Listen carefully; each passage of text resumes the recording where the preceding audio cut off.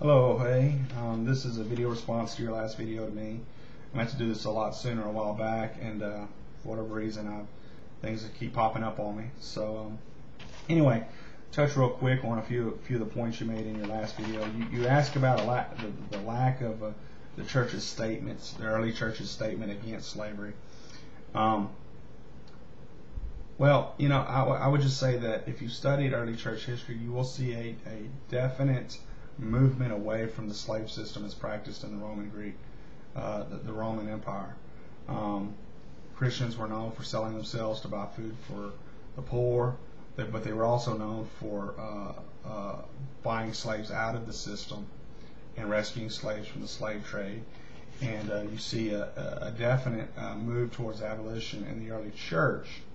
Now, obviously, the slave trade of the 18th and 19th century has clouded a lot of what happened during that time period, because obviously there were so many Christians in America that unfortunately were involved with that, and I believe were sinfully involved with that. But nonetheless, the early church during the time of the apostles and afterwards, you see a definite movement away from slavery, and if anything, you see Christians using the system to to help themselves or to help their fellow brothers and sisters in the church.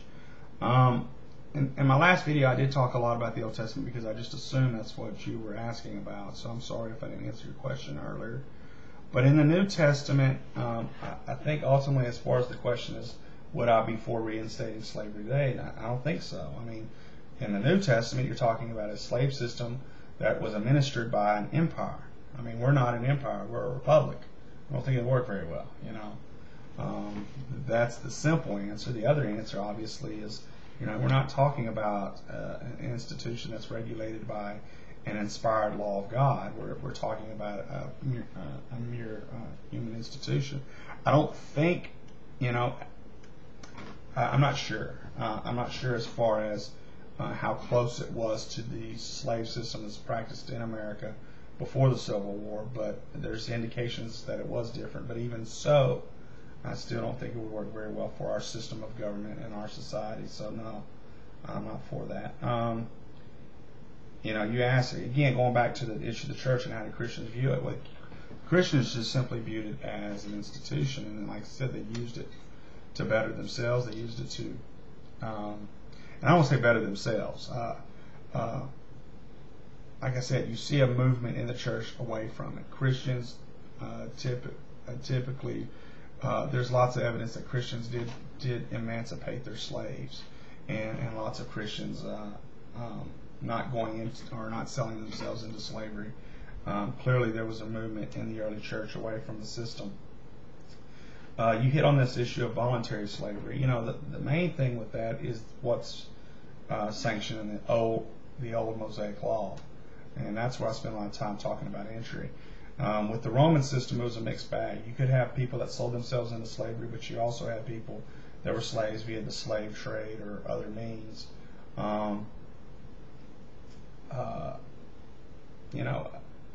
It is what it is. You know, if someone sells themselves into slavery, I understand. You're saying, well, no one would do that unless they were in desperate situations. But the question is what would you have them do?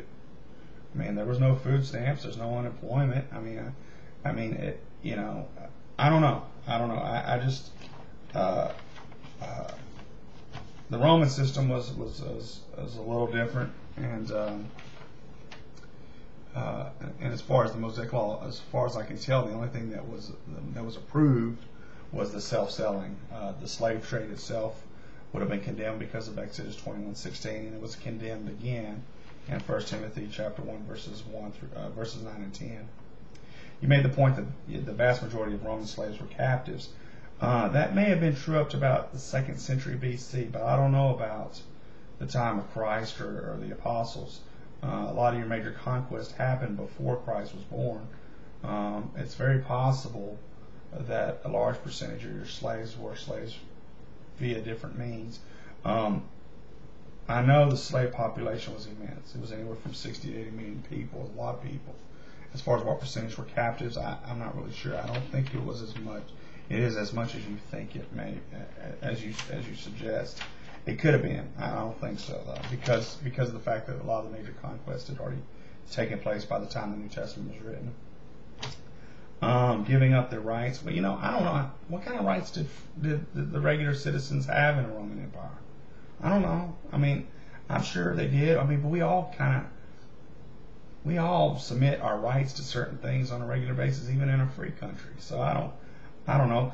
The one issue I have with your comment was the fact that you tend to want to separate treatment from rights, and I don't think you can do that. I think rights are all about treatment. It's because of our rights that we can demand that we don't be treated brutally, or we can demand that we be treated with respect and dignity. I think treatment goes hand in hand with rights, and so clearly, if you have a system that treats people with a dignity, that condemns violence, condemns brutality, I don't know what on moral grounds can you say that system is inferior to what we have in our country today. I don't know. As far as the response of Jesus and the apostles, I think there's two issues there. Number one, Jesus primarily dealt with the rulers of the Jews. That was his enemy, more or less. And I know that the Jewish rulers hated the slave class. So I don't know, a lot of his condemnations were against the ruling hierarchy of the day, because they treated everybody badly, apparently the poor, the sick, and obviously they treated slaves badly. They treated everybody badly. So a lot of his condemnations that you see in the New Testament are against them. And but there's a lot of things that he taught that would have condemned slavery as you and I understand it. Certainly loving your neighbor as yourself, it's kind of hard to do if you own another human being and you're beating them on a regular basis. I think Paul and Peter's responses were appropriate. I touched on that in my video series. Appropriate based upon what they were dealing with. And if you're not familiar with those, I encourage you to go back and look at the videos. I have one video that's entitled "What Should Have Been the Response" and what was the response. Those two videos cover the responses of the apostles. I think I touched on just about everything. The slave class set up to be abused. The Mosaic Law wasn't designed to abuse the slave class. I don't think so. As far as the Roman Empire, again, that you're talking as an exclusive human institution, and I think the church dealt with it accordingly. I hope I dealt with all your questions, clarified a few things. Thanks again.